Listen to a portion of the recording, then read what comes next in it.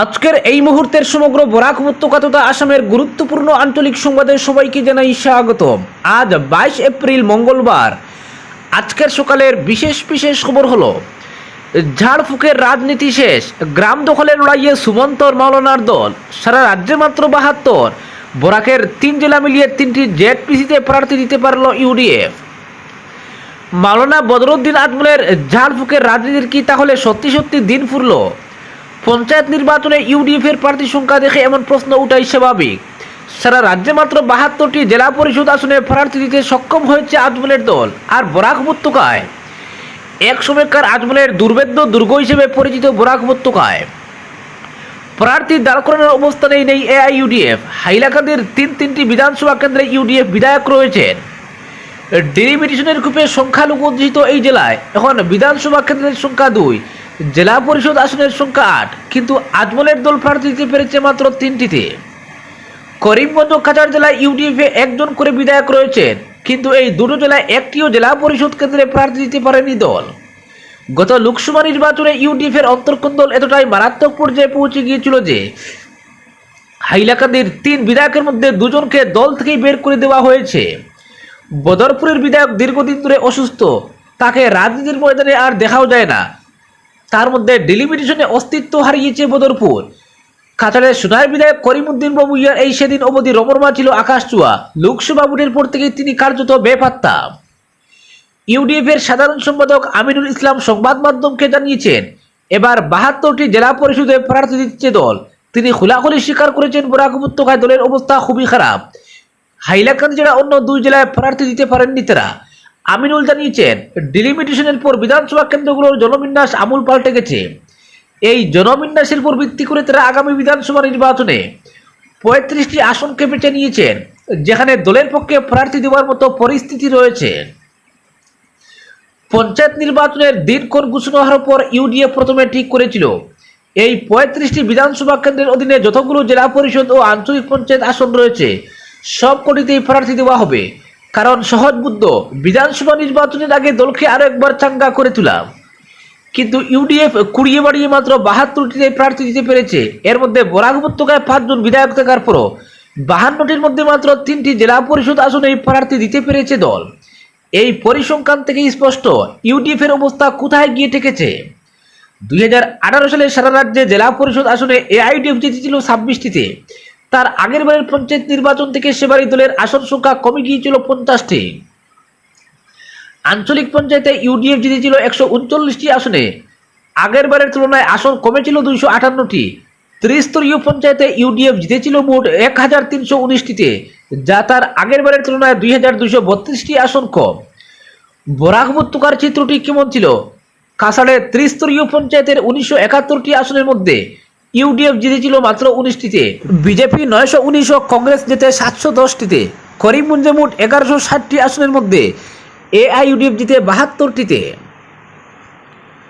BJP 393 ও কংগ্রেস জিতে 414টিতে। হাইলাকান্দিতে মোট আসন ছিল 755, ইউডিএফ জিতে 35টিতে, কংগ্রেস মাত্র 16টি আসনে জিততে পেরেছিল। জেলা পরিষদে কংগ্রেসের কোনো প্রার্থী জিততে পারেনি, বিজেপি জিতে 187টিতে। 2018 সালের পঞ্চায়েত নির্বাচনে হাইলাকান্দিতে মোট 11টি জেলা পরিষদের মধ্যে সবচেয়ে বেশি 6টি আসনে জিতে এআইইউডিএফ, বিজেপি জিতে 4টিতে, কিন্তু জেলা পরিষদ গড়ে বিজেপি। এই পরিসংখ্যান থেকে স্পষ্ট বোঝা যাচ্ছে এআইইউডিএফ এখন কার্যত একটি হীনবল রাজনৈতিক শক্তি। অথচ আজমলের ঝাড়ফুঁকের রাজনীতির সবচেয়ে বড় বাজার কিন্তু মুসলিম অধ্যুষিত গ্রামাঞ্চলই, কিন্তু সেখানে আর আমল পাচ্ছেন না মাওলানা। গত লোকসভা নির্বাচনে এটা স্পষ্ট হয়ে গিয়েছিল।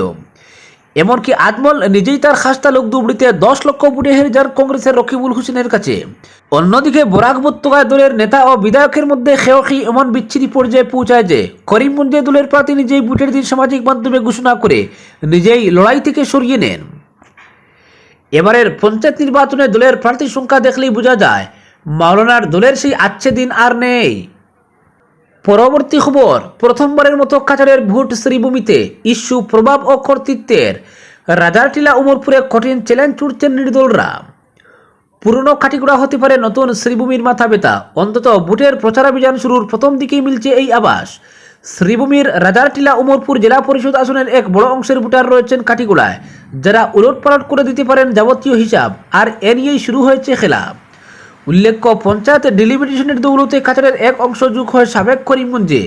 পরবর্তীতে সেই করিমগঞ্জ হয়ে যায় শ্রীভূমি। আগের কাছাড় জেলার কাটিগড়া, রাজারটিলা, হরিনগর, লেবারপুতা ইত্যাদি জিপি ডিলিমিটেশনের পর যোগ হয় শ্রীভূমির উত্তর করিমগঞ্জ বিধানসভায়।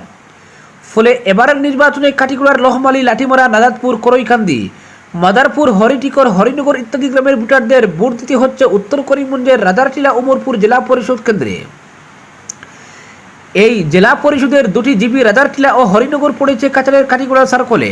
অতঃপর চলতি ভোটে আদি কাছাড়ের এই জনপদকে অন্যভাবে চিন্তা করতে হচ্ছে, ভাবতে হচ্ছে কর্তৃত্ব প্রভাব এবং ভবিষ্যৎ নিয়ে রয়েছে উন্নয়নের প্রশ্ন। আর এতে ভাবনায় পড়ে গিয়েছেন রাজারটিলা উমরপুর জেলা পরিষদ আসনের প্রার্থীরাও।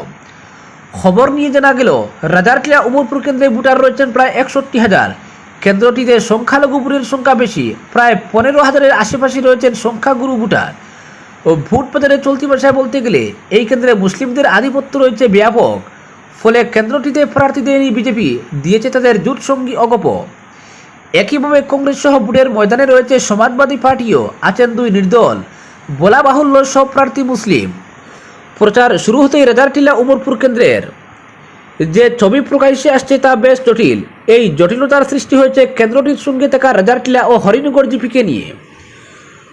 বদরপুর এলাকার মানুষের সঙ্গে ব্যবসায়ী কিংবা আর্থিক সম্পর্ক এখানকার মানুষের থাকলেও রাজনৈতিক সম্পর্ক তেমন ছিল না। ফলে বরাক নদীর দুই কূলে থাকা বাসিন্দারা জানেন না একে অপরের রাজনৈতিক রুচি। তাছাড়া কাছাড়ের সঙ্গে করিমগঞ্জের রাজনৈতিক চিন্তাধারাও পৃথক বলে অনেকেই মনে করেন। তাই এবার এসব ব্যবধান গুছিয়ে এগোতে হচ্ছে নদীর দুই পারের বাসিন্দাদের। কিন্তু চাইলেই কি হয়? খবর অনুযায়ী কংগ্রেসের দিল্লুর চৌধুরী, অগপ বিজেপির জাহাঙ্গীর আলম লস্কর, সমাজবাদী পার্টির জাইদুল আলম চৌধুরী এবং দুই নির্দল ক্রমে আশোক উদ্দিন, রুহুল আলম তাপাদার হয়ে উঠেছেন পথের কাটা। কাটিগড়া থেকে যোগ হওয়া দুই জিপি এখন তাদের অনেকের টার্গেট, কেননা এই দুই জিপির বুট হতে পারে কোনো প্রার্থীর হার জিতের কারণ। খবর মতে রাজারটিলা ও হরিনগর জিপিতে রয়েছে প্রায় 12,000 বুট, এর মধ্যে হিন্দু ভোটারের সংখ্যা প্রায় 4,000। এইসব বুট একদিকে দেওয়ানোর জোর তদবির করছে একটি পক্ষ, যদিও বর্তমান প্রেক্ষাপটে 4,000-এর সঙ্গে 8,000 এক হওয়া অসম্ভব বললেও অত্যুক্তি হবে না। এদিকে বৃহত্তর রাজারটিলা উমরপুর জেলা পরিষদ কেন্দ্র থেকে যে খবর মিলছে তাও বেশ রোমাঞ্চকর। ওই কেন্দ্রের কংগ্রেস প্রার্থী জিল্লুর নূরকে নিয়ে দলের অভ্যন্তরে দেখা দিয়েছে তুমুল মতান্তর। অভিযোগ, বদরপুর ব্লক কংগ্রেসের প্রবীণ নেতা আশোক উদ্দিনকে টপকে নিছক লবির জুড়ে টিকিট নিয়ে এসেছিলেন জিল্লুর। কিন্তু দলীয় কর্মী সমর্থক থেকে শুরু করে সাধারণ ভোটাররাও এই কংগ্রেস প্রার্থীকে হজম করতে পারছেন না বলে জানা যায়।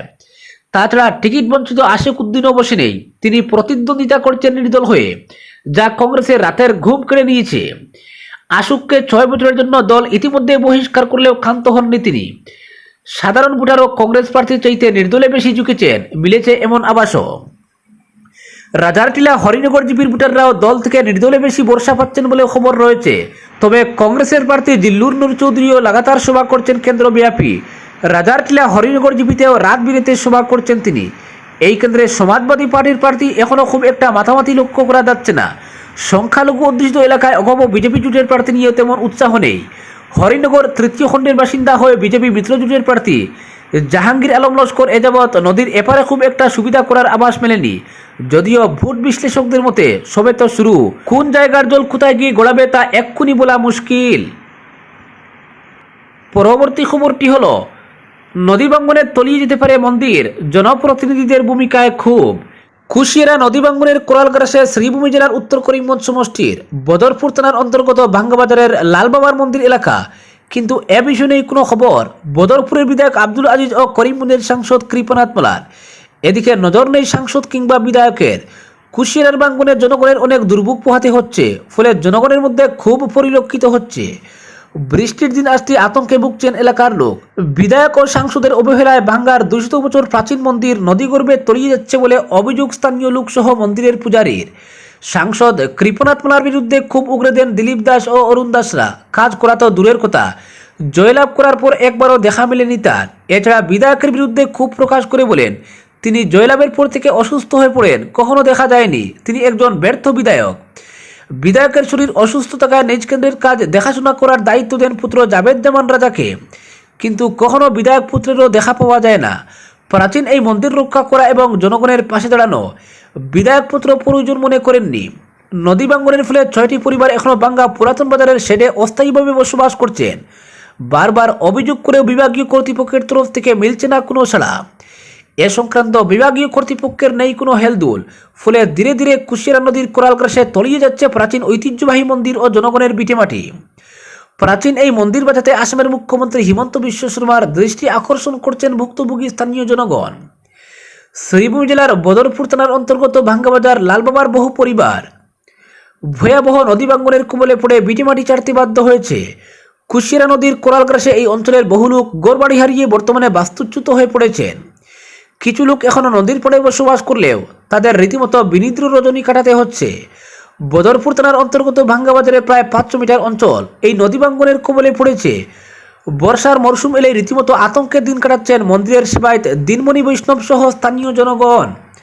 আজকের বিশেষ সংবাদ এখানেই সমাপ্ত।